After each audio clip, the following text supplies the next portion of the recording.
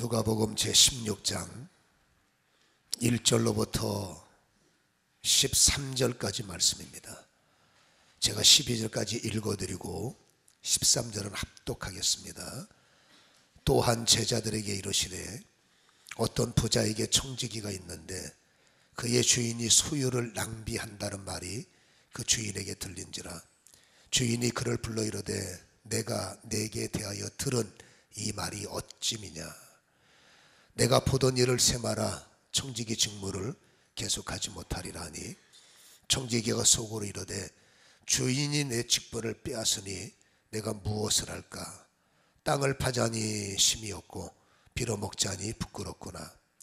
내가 할 일을 깨달았도다. 이렇게 하면 직분을 빼앗긴 후에 사람들이 나를 자기 집으로 영접하리라 하고 주인에게 빚진 자를 일일이 불러다가 먼저 온 자에게 이르되 내가 내 주인에게 얼마나 빚졌느냐. 말하되 기름 100마리니이다. 이르되 여기 내 증서를 가지고 빨리 앉아 50이라 쓰라 하고 또 다른 이에게 이르되 너는 얼마나 빚졌느냐. 이르되 밀 100석이니이다. 이르되 여기 내 증서를 가지고 80이라 쓰라 하였는지라. 주인이 이 옳지 않은 청지기가 이를 지혜 있게 하였으므로 칭찬하였으니 이 세대의 아들들이 자기의 시대에 있어서는 빛의 아들들보다 더 지혜로움이니라. 내가 너희에게 말하노니 불의의 재물로 친구를 사귀라. 그리하면 그 재물이 없어질 때에 그들이 너희를 영주할 초소로 영접하리라. 지극히 작은 것에 충성된 자는 큰 것에도 충성되고 지극히 작은 것에 불의한 자는 큰 것에도 불의하느니라. 너희가 만일 불의한 재물에도 충성하지 아니하면 누가 참된 것으로 너희에게 맡기겠느냐. 너희가 만일 남의 것에 충성하지 아니하면 누가 너희의 것을 너희에게 주겠느냐. 13절 집 하인이 두 주인을 섬길 수 없나니 혹 이를 미워하고 저를 사랑하거나 혹 이를 중히 여기고 저를 경히 여길 것임이니라.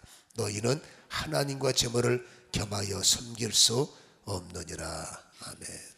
오늘도 그리스도의 은혜가 사모하고 갈급한 우리들 심령 속에 생명의 단비처럼 임재하시고 우리를 생기로 둘러덮어 살아나는 회복되는 은혜가 넘치기를 간절히 소원합니다.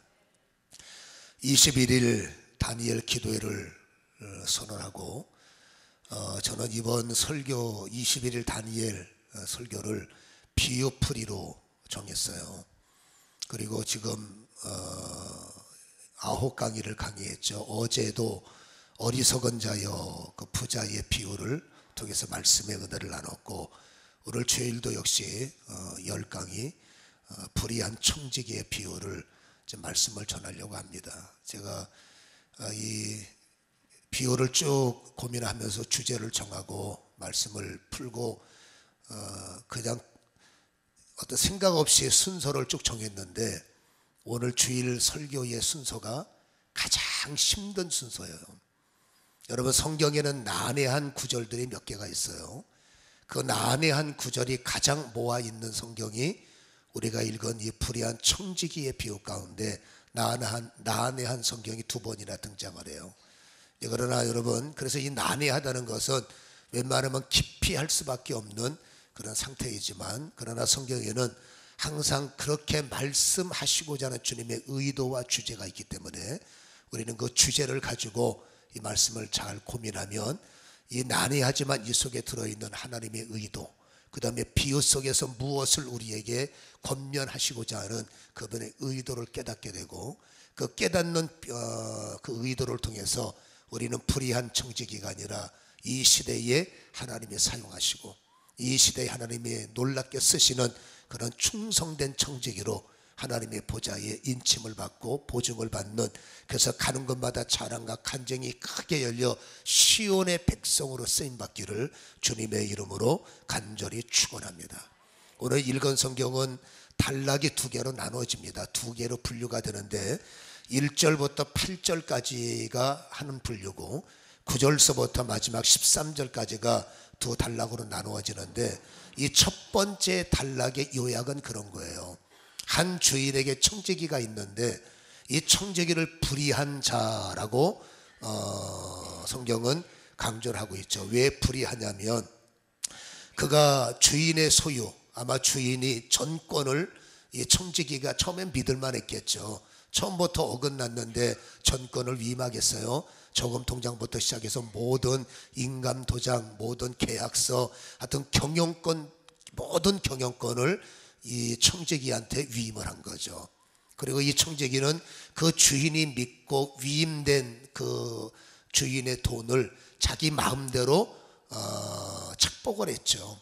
그래서 그 돈 갖고 자기가 하고 싶은 걸 하고, 이제 그러나 누군가에 의해서 그 정보가 주인에게 입수가 되었고, 그 주인이 통지 하나를 보내었습니다. 이것을 반드시 너는 세무조사를 통해서 내가 찾아낼 것이고, 그리고 너는 그 직무를 다할 수가 없기 때문에 너는 오늘부터 해고다. 이런 여러분 충격적인 말을 이 청지기가 듣게 되죠. 그때 이 청지기는 큰일 난 거죠. 이게 여기서 우리가 자기가 해고를 당하면 오늘 성경이 뭐라고 말합니까?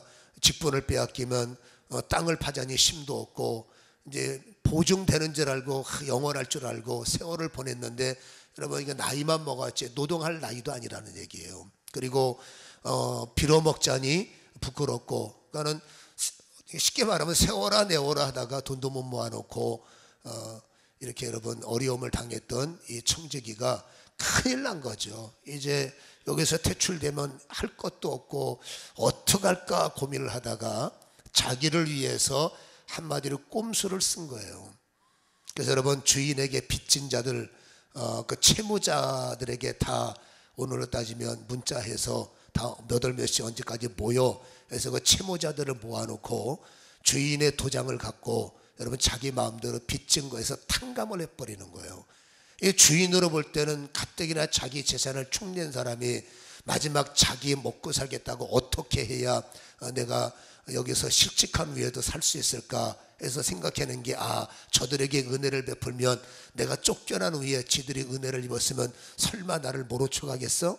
그래서 채무자들을 다 불러다가 빚진 것을 자기 임의대로 뭐 30% 삭감, 50% 삭감, 자기 멋대로죠. 그러니까 주인으로 볼 때는 흥부가 기가 막힌 거죠. 근데 그 소식까지도 어떻게 주인이 듣게 됐는데, 그 주인의 반전의 그 반응이 나타나잖아요. 그 청지기한테 뭐라고 말합니까? 옳지 않는 청지기가 이를 지혜롭게 하였으므로 칭찬했다라는 내용이 8절에 요약이 되어 있어요.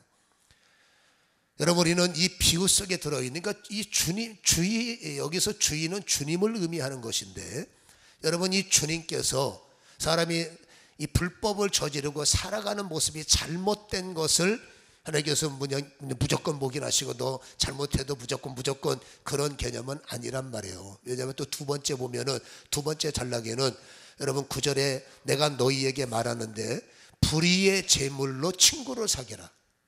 이게 난해한 구절이거든요.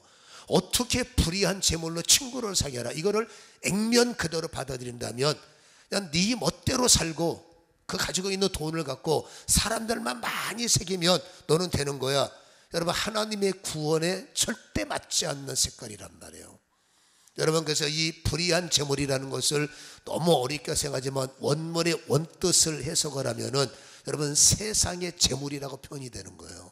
그러니까 믿음의 사람들도 세상의 재물을 얻을 수 있고 재물을 벌 수 있잖아요.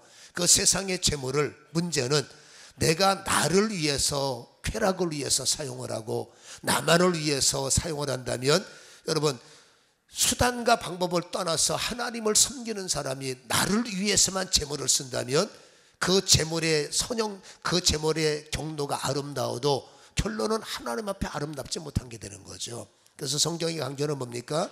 세상의 재물을 얻거든 여러분 친구를 사귀라는 원뜻을 보면, 여러분 친구를 살리는 일, 이웃을 살리는 일, 다시 말해서 내가 세상에 너에게 재물을 주거든 그 재물로 생명 살리는 일에 유용하게 쓸 것을 청지기들에게 요구하는 것이 핵심적 주제라는 기초를 우리는 깨달아야 되죠. 그래서 여러분 이러한 두 가지 비유를 오늘 성도들에게 도입을 시키는 이유는 이 비유 속에 들어있는 주님의 의도가 있지 않습니까?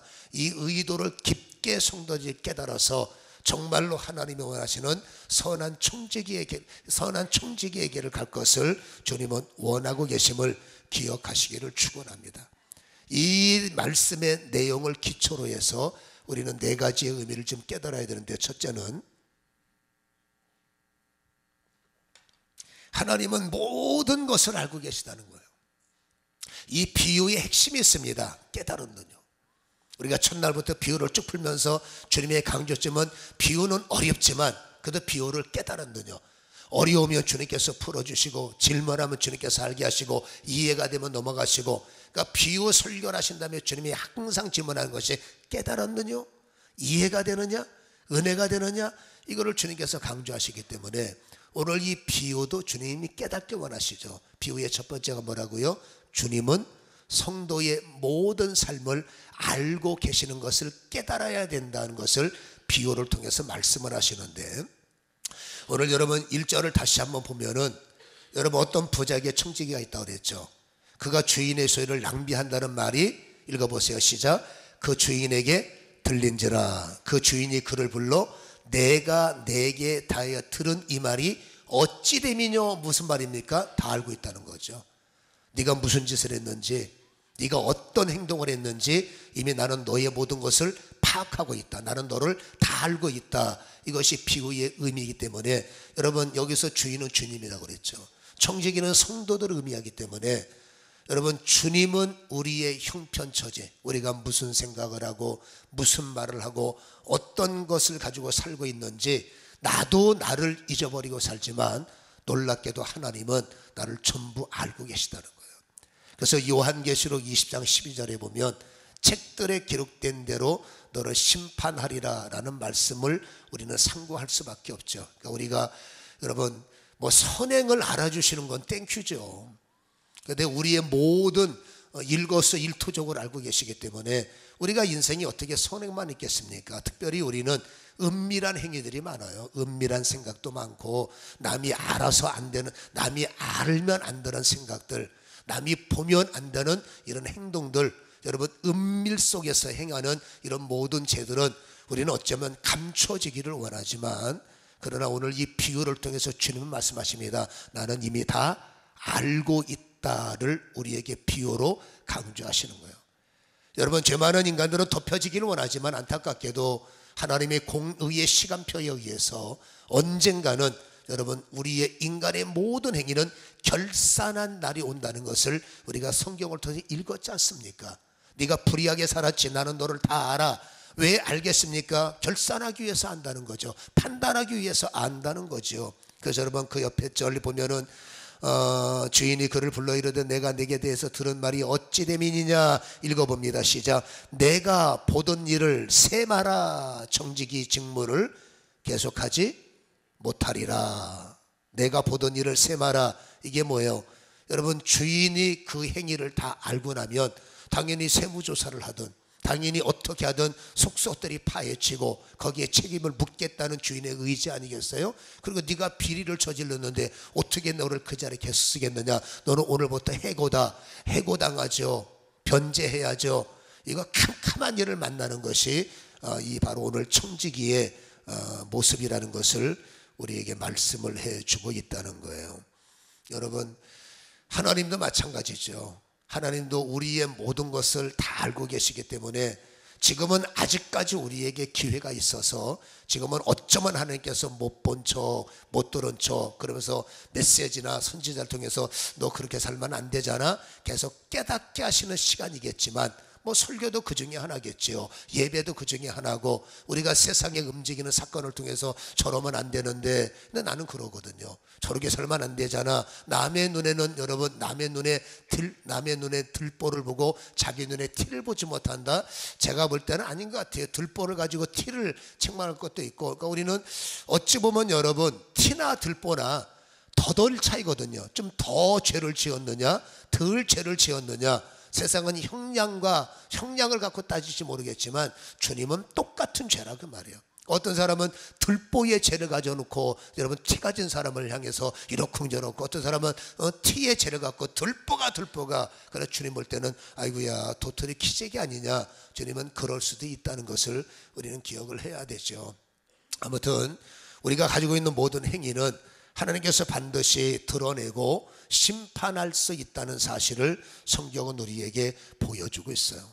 오늘 이 성경의 가장 핵심적인 사실은 너네 무섭지 이게 아니에요. 여러분, 이 비유는 어쨌든지 우리가 회복되기를 원하시고 어쨌든지 우리가 잘 되기를 원하는 게 아버지 마음이지, 있는 대로 애들 비리 끄집어내고 공갈치고 협박쳐서 여러분 그냥 무방비 상태로, 이게 아니잖아요. 교정에도 뜻하는 바가 있죠. 뜻대로 안 돼서 그렇죠. 우리의 징계에도 뜻하는 바가 있죠. 뜻대로 안 돼서 그렇죠. 그러나 하나님의 뜻은 아름다운 것이고 하나님의 뜻은 생명이 있어요. 그래서 여러분, 오늘 이 비유의 핵심은, 오늘 가장 중요한 게 아직도 너희에게는 기회는 있다는 거예요.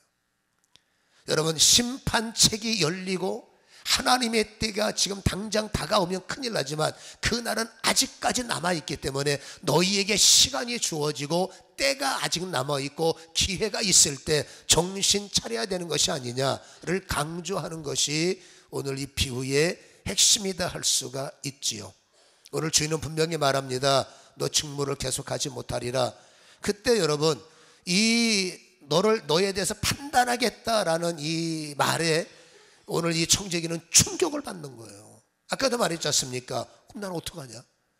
주인이 보나마나 잘못 저지른 거 변제하라고 할 거 뻔한 거고, 그러고 나서 쫓겨나면 내가 지위도 사라지니까 그동안에 나한테 돈 빌리려고 굽신거렸던 사람, 내가 주인의 권세를 등에 업고 어깨에 힘주고 다니는데 이제 누구 하나 나를 거들떠보긴 하겠어요? 그러니까 이제 앞으로 어떻게 사냐? 또 성경에는 그를 불의한 청지기, 여러분, 청지기가 불의해요.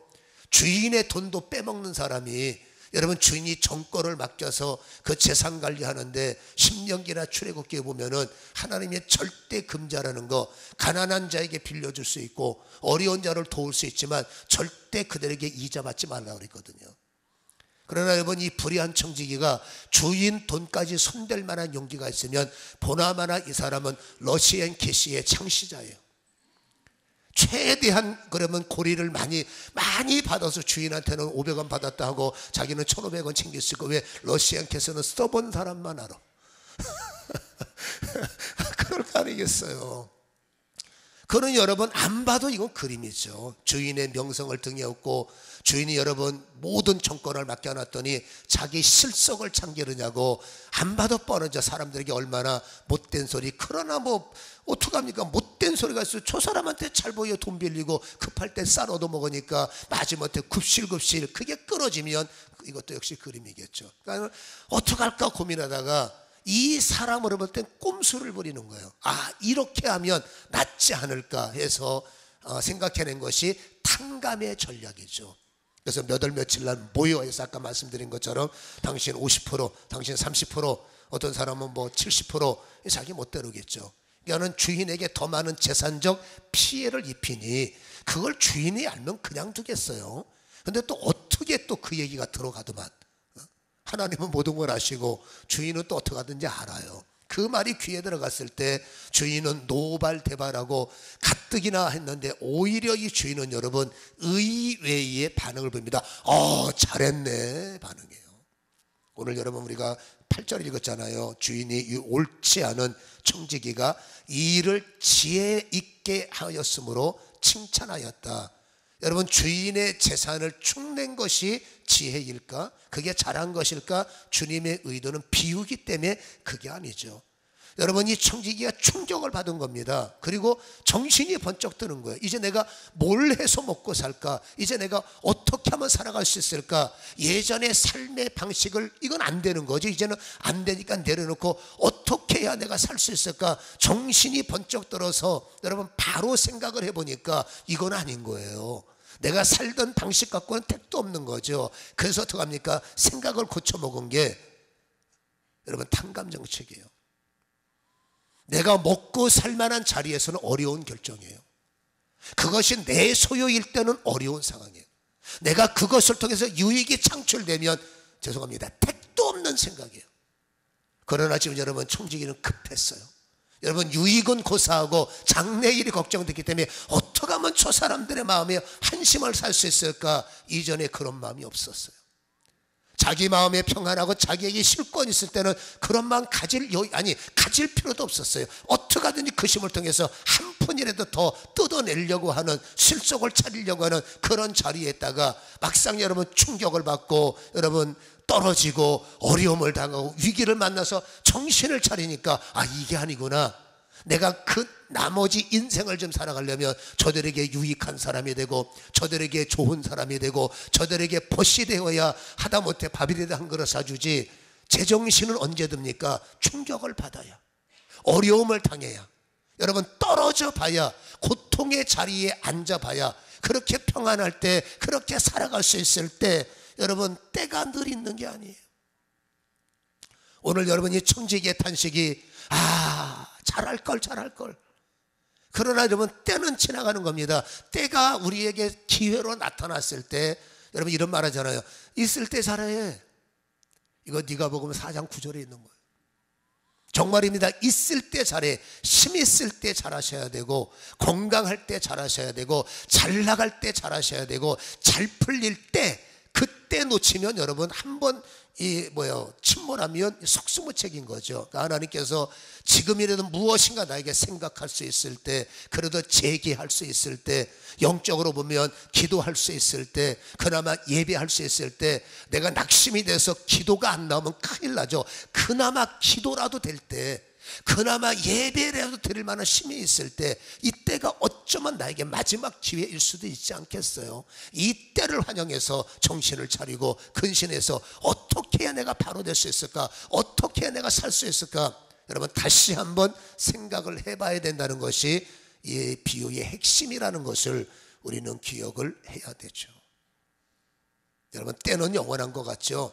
아닙니다. 여러분 그때는 순식간에 지는 해가 될 수도 있어요. 아무튼 간에 여러분 이 청지기가 그래서 여러분 그래서 주인의 것이지만 자기가 사는 방법이 이거야라고 선택했던, 어찌 보면 주인에게 해를 입혔던 방법이 알고 보니 이게 살 수 있는 방법이었어요. 왜냐하면 이 성경은 여러 가지 묵상을 주잖아요. 전권을 위임받았어요. 주인이 그 경영에 개입한 게 아닙니다. 여러분 자기가 주인의 그건 채무 문서를 주인 거를 갖고 있는 거지, 결국 모든 관리, 총무는 여러분 사무총장은 여러분 이 불의한 청지기가 갖고 있단 말이에요. 이제 자기가 정신을 차려서 패턴을 바꿉니다. 살아온 방식을 바꿉니다. 그게 뭡니까? 이제 선을 베푸는 거죠. 그 선이 뭐예요? 탕감하는 거예요. 여러분 어쩌면 주인이 그걸 원했을 거예요. 여러분 이 청지기의 사연을 들어보니까 이건 어떻게 내가 하라는 짓은 안 하고 엉뚱한 짓을 했냐, 얘가 왜 그랬을까? 지를 위해서요. 그러니까 주인은 여러분 첫 번째 경영의 방식이 틀려먹은 거예요. 그러니까 너는 자격이 없다는 거. 두 번째 그 돈 갖고 어떻게 너를 위해서만 쓸 수 있느냐, 이것도 아닌 거죠. 그래서 해고의 원인이 거기 있는데 순간적으로 마음을 고쳐먹더니 행동, 그 이후에 변화된 행동, 여러분 냉정하게 잘못은 잘못이지만 그 잘못을 깨닫고 했던 행동이 물론 야비한 행동이라고 할 수 있습니다만 주인은 그거는 잘하기를 시작하는 거다라는 거죠. 여러분 어떤 행동의 변화를 우리는 여러 가지 각도로 봅니다만은 어쨌든지 나의 유익이지 너희의 유익이든 우리는 여러분 온전한 행동의 시작이 중요한 거예요. 여러분 충격이 없으면 기도 세게 안 해요. 저는 여러분 창세 이래로 먹고 살만할 때 금식하는 사람을 못 봤어요. 저는 여러분 6.25 동란 이후에 여러분 편안할 때 철야기도 하는 사람 못 봤죠. 뭔가 죽게 생기고 뭔가 급하게 생기고 뭔가 여러분 난리, 이거 도무지 방법이 없으니까 저한테 전화해서 금식합니다, 이렇습니다, 저랬습니다. 내가 그냥 편안한데 더 편안하기 위해서 금식합니다. 나도 그렇게 안 해요. 여러분 제가 철야기도 하는 목적이 있어요. 그냥 편안해서가 아니라 여러분 뭔가 더 필요하니까, 개인적 사역에 욕심이 있어서 철야기도 하지, 내 뜻대로 돼봐야 뭘 철야해. 그리워 안 그리워? 아무튼 여러분 사람의 충격이 오면 떨어지든지 죽게 생기든지 망하든지 뭔가 위기가 오든지 충격을 하면 시키지 않아도 변화가 일어나요. 믿음의 변화. 기도해야 되겠다. 철야해야 되겠다. 금식해야 되겠다. 여러분 충격이 왔는데도 법대로 하세요. 충격이 왔는데도 모르겠다. 여러분, 그건 성경에 기록할 필요가 없죠. 그 뭐하러 그런 패배자의 인생을 기록하겠어요. 물론 여러분이 성경의 또 한 가지 핵심은, 어쩌면 여러분 오늘 읽었던 이 8절에 이 세대의 아들들이 자기 시대에 있어서는 빛의 아들들보다 더 지혜롭다. 솔직히 말하면요, 성경을 그냥 있는 대로 풀어드리니까 오해는 하지 마세요. 여러분, 예수 안 믿고 하나님을 대적하는 것은 참 세상 사람들은 안타깝지만, 어떤 것은 주님의 말합니다. 살아가는 지혜는 하나님의 아들들보다 나은 것이 세상 사람들에게도 있다는 거죠. 그래서 여러분, 좋은 것은 여러분 받아야 되고 나쁜 것은 토론해야죠. 오늘 이 주님께서 말씀하시는 의미도 그런 게 있는데, 이 악한 자 보세요. 여러분, 잘한 게 뭡니까? 위기를 만든 낙심하고 한숨치고 짐 싸고 튀어해서 무채마고 도망가는 것이 아니라 어떻게 하든지 앞가림하려고 애를 쓰는 거, 그거는 점수를 줄만 하다는 거죠. 물론 방식은 살아온 방식이 아주 못돼서 자기의 아전인수의 방식을 취하지만, 그래도 어떻게 내 인생을 좀 어떻게 만들어 보려고, 어떻게 좀 풀려 보려고, 어떻게 좀 회복하려고 애쓰는, 이게 뭡니까? 추도면밀하잖아. 이래야 되겠다. 주묵구구가 어려운데 주묵구구식이 될 게 아니잖아요. 추도면밀해야 돼. 어떻게 되겠지? 이게 답답한 거예요. 어떨 때 상담을 하다 보면 어떻게 되겠죠? 저건 아닌데, 저는 세상 사람들은 아니잖아요. 그래서 저는 기도할 수밖에 없지만, 주먹구구식으로 하나님의 은혜를 안 돼요. 오늘 성경에는 분명히 뱀처럼 더 지혜롭고 비둘기처럼 더 순결할 것을 우리에게 말씀을 하고 요구가 하셨기 때문에, 하나님의 역사는 뭡니까? 유행을 바라지 말고 여러분 어떻게 하든지 기도하면서 더 주도면밀한 지혜를 구하고, 더 철저하게 분석을 하고, 더 여러분 열정을 가지고 하나님께서는 그 도전하는 그 면은 너희들이 본받아야 된다라는 것을 강조하고 계시는 거죠. 여러분, 아무 생각 없이 기도만 하면 안 돼요. 철저하게 지혜를 구하고, 하나님 저들보다 더 주도면밀할 수 있도록, 더 계획적일 수 있도록, 아멘. 여러분, 하나님 앞에 지혜를 구하셔야 돼. 어떻게 하면 될 거야 무책임한 거예요. 하나님은 주먹고, 여러분 물론 하나님이 더 하시겠지만, 여러분 하나님은 그런 지혜의 어떤 노크를 하나님은 하기를 원하신다는 거죠. 아무튼 간에 여러분, 이 청지기가 탕감 정책을 핀 것은 주인으로 볼 때는 참 쟤는 해고당해도 마땅하지만 이제 좀 정신을 차리는 모양이구나, 그 좋은 면을 말했죠. 주도면밀하고. 또한 여러분, 탕감 정책은 주인의 마음이 합한 거란 말이에요. 탕감은 뭡니까? 주인의 입장으로 볼 때 탕감은 살려주는 일이에요. 여러분, 그 시대의 사람들이 얼마나 힘들었어요. 있는 자들이 있는 돈을 가지고 더 사람들을 여러분 착복을 하고, 있는 권력을 갖고 더 쥐어짜서 자기의 패를 불리고, 그건 여러분 주인의 뜻이 아니죠. 여러분, 있는 자들의 사랑을 통해서, 격려를 통해서, 위로를 통해서 어쨌든지 탕감 뭡니까? 살리려고 애를 쓰는 정신. 어떻게 하든 힘이 없어서 절절매는 사람을 도와주려고 하는 사상. 어떻게 하든 어떡할까 길이 없는 사람들의 무거운 짐을 덜어주고 함께 져주는 것이 주인이 기대하는 탕감 정신이라는 거죠. 돈 몇 푼 집어주는 정신이 아니라 그들이 어떻게 하든지 살아갈 수 있도록, 더 나아가서는 그들이 회복할 수 있도록, 더 나아가서는 그들이 앞가림할 수 있도록, 그게 주님이 기대하는 더 깊은 탕감 정책이라는 것을, 영성이라는 것을 우리는 기억해야 될 줄로 믿습니다. 나만 아니면 돼, 어리석은 자요. 창고가 넓으면 돼요, 어리석은 자요. 그것이 어떻게 네 창고에 쌓은 재물이 네 장래를 보장할 수 있겠냐? 너 병들었을 때, 죽을 병 갔을 때 네 재물이 너를 고칠 수 있더냐? 네가 위기를 만났을 때 돈 갖고 되는 것이 많지만 결정적 한 방이 돈에서 있겠느냐? 어리석은 자. 그러다가 너 이러면 돈에 미쳐서 하나님 잃어버리고 더 창고를 높이 들자 더 곡식 하다가 여러분 예배 빼먹고 하나님 모르고, 그거 하나님께서 어리석은 자요 라고 말하죠. 여러분, 탕감은 뭡니까? 정신이 돌아오는 거예요. 여러분, 부흥이 뭐라고요?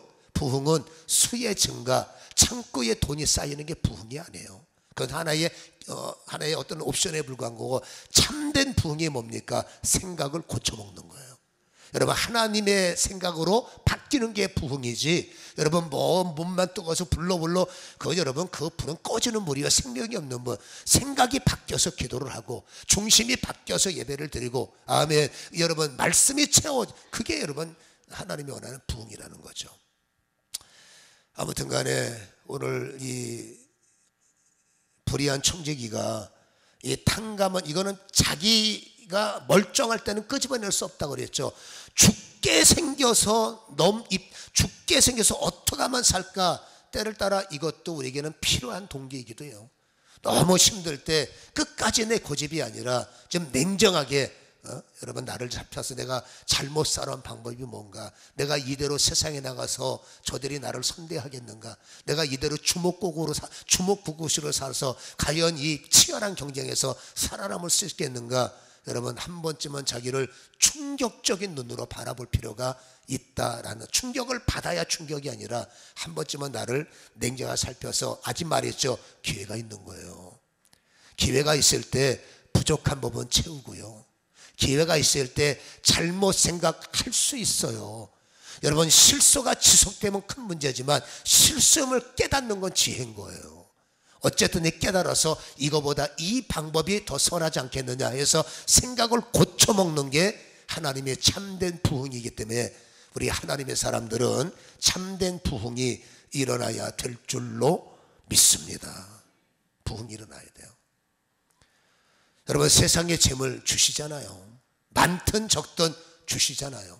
여러분 하나님께서 세상의 재물을 우리에게 주셨을 때, 여러분 많은 사람들이 나를 위한 창고에 관심이 있는 분들이 있는가 하면, 여러분 어떤 사람들은 그 내게 주신 은사, 여러분 내게 주신 달란트, 또 내게 주신 재물을 가지고 어떻게 하면 친구를 살릴 수 있을까, 어떻게 하면 어려움에 처해 있는 사람들을 끄집어낼 수 있을까, 이게 불의한 재물의 여러분 비유임을, 그 해석임을 우리는 기억을 하셔야 돼요.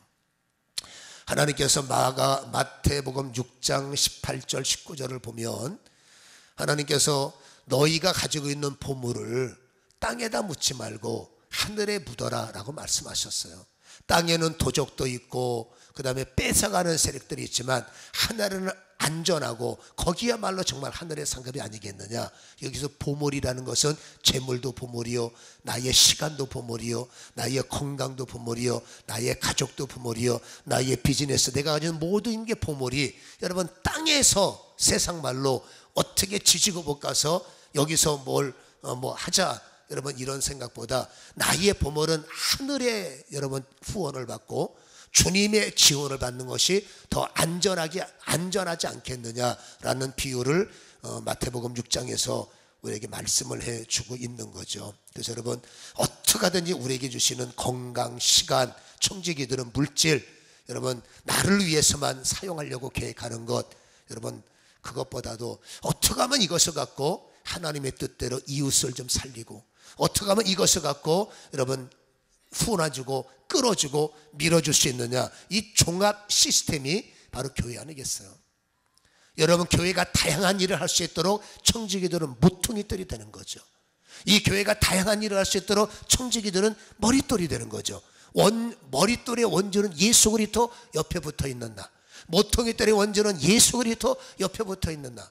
그러니까 여러분 개인적인 유익도 좋습니다만 하나님의 선행, 여러분 영혼을 살리고 사람들을 후원하고 사람들이 되게 하고 사명을 갖게 하고 일으키는 것, 총체적인 역사는 교회를 통해서니까 청지기들은 어떻게 하면 내가 교회를 통해서 어떻게 하면 내가 교회를 통해서 저 인생을 살리는 일에 모퉁이돌이 한번 되어볼까, 어떻게 하면 내가 머릿돌이 되어서 영혼들을 후원하고 지하는 이 교회의 영적 여러분 사업을 내가 머릿돌처럼 감당을 해볼 수 있을까.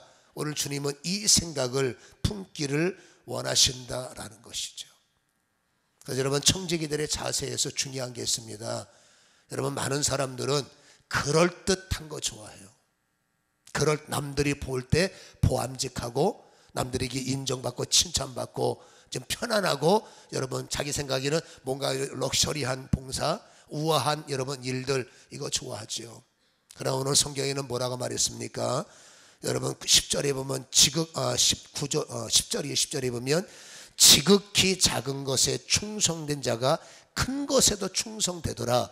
여러분 청지기의 주인 이렇게 생각하십니다. 그냥 큰 일만, 우아한 일만, 칭찬받는 일만, 럭셔리한 일만, 주님께서 그 사상을 가진 자들을 선호하지 않는다는 거예요. 거꾸로 작은 일에 충성하는 자, 누가 알아주든지 안 알아주든지 사람들이 기피하는 일, 똑같은 주일인데 모퉁이틀처럼 외면받고 버림받고 바보들이죠. 모퉁이들이 뭐예요? 버림받은 돌이에요. 신경도 안 쓰는 돌. 그러나 주님은 모퉁이돌이 됐거든요. 그러니까 여러분, 주의 일은 이 일, 저 일, 내 일 다 똑같은 일이지만 주님이 볼 때 남들이 외면하는 일, 남들이 별 관심 갖지 않은 일, 남들이 알아주지 않는 일, 많은 사람들은 그것을 회피하는 경향이 있을 때 여러분, 주인은 이렇게 말합니다. 작은 일을 내 일처럼 여기는 자가 큰 일을 감당할 수 있지 않겠느냐. 그게 뭡니까? 그에게 큰 자가 되게 하리라, 그 뜻이죠. 여러분, 역으로 또 하나가 말하는 게 있습니다. 그 역은 뭐냐면 지극히 작은 것에 불의한 자는 큰 것에도 불의하더라. 우리는 여러분 큰 죄의 경기를 해요. 큰 범죄, 저러면 안 돼, 저러면 안 돼. 근데 여러분, 작은 짓은 내 멋대로 해요. 큰 것은 안 하려고 경계하지만 아주 사사로운 죄, 분명히 죄인데 뭐 술 한 잔쯤이야, 뭐 여러분 한 번쯤이야, 뭐 한 번 이런 사사로운 것, 큰 부담이 없어서 마음껏 범죄합니다. 그런데 주님이 이렇게 말합니다.